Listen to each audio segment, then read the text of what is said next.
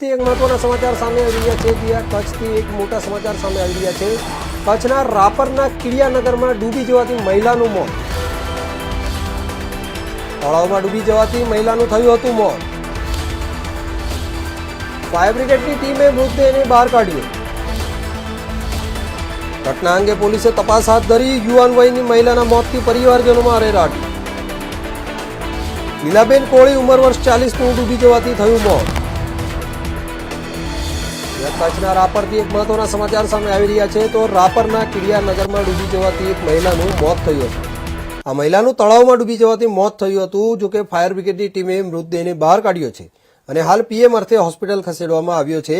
આ ઘટના અંગે પોલીસે વધુ તપાસ હાથ ધરી છે। યુવા વયની મહિલાના મોતથી પરિવારજનોમાં અરેરાટી મચી ગઈ છે। લીલીબેન કોળી ઉંમર વર્ષ 40નું તળાવમાં ડૂબી જવાથી મોત થવાની ઘટના સામે આવી છે। કચ્છના રાપરના કિડિયાનગરમાં ડૂબી જવાથી મહિલાના મોતની ઘટના સામે આવી છે।